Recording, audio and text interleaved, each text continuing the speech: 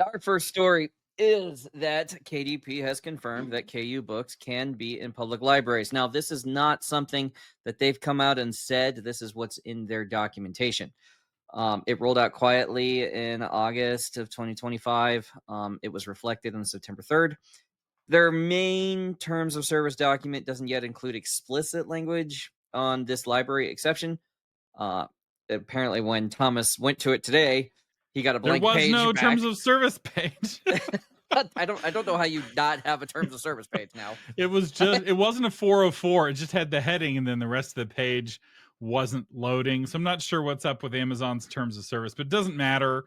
I don't think the fact that it's on their official website in the help documentation confirms that if you're in KU and you're exclusive to Kindle Unlimited, you can now sell your ebook to public libraries. This opens up a whole new revenue stream for independent authors. I think this So is great news.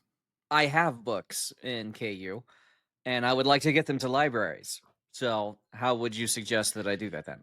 So Amazon will not do it for you. So this is an important note. If you want to be in KU, you need to go through an aggregator. The big ones are Draft to Digital, Smashwords, Publish Drive, and Overdrive. If I had to pick one of those, I'd probably go straight to Overdrive.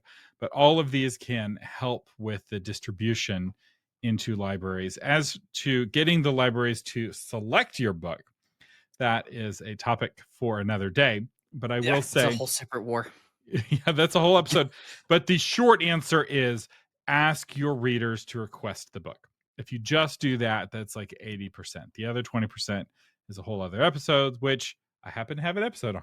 So if What? you want, you can listen to that episode. If you skipped that episode because you didn't think it applied, it applies. If you skip that episode because you think it's old, things don't change very quickly in the library system. A lot of libraries are still using the Dewey Decimal System, which was replaced with a better system like 30 or 40 years ago, and they still use the older system. And so my 7-year-old episode is fine. I will I update it still at use some point. Windows XP because I trust it.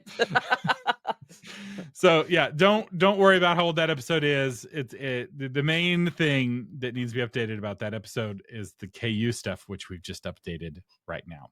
And feel free to share your thoughts on these various tools: Draft to Digital, Smashwords, Publish Drive, Overdrive, or any of the others. If you've tried it and if you like it or don't like it, you're welcome to share that feedback. This is really helpful. You can also share it on authormedia.social. And you can expect between $1 and $4 per borrow. So this actually can be pretty good revenue.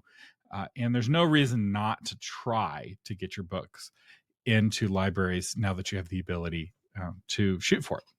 The ones I want to see experimenting with this would be the ones who are writing books for the children's, middle grade, and YA markets, because lots of homeschool communities heavily rely on their libraries. And if they weren't able to get your book before because it was in KU, now they can go borrow it. So I would like to see what kind of data comes back if authors can now start pushing these audiences to try to go to the library to get it from there.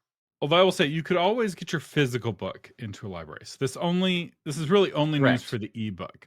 And I don't know how many young adults read ebooks. Although I could totally see getting my daughter a Kindle at some point as she learns to read more and as she starts reading more public domain books, filling up a Kindle with a bunch of free public domain books. I could see being a good play for me as a homeschool dad.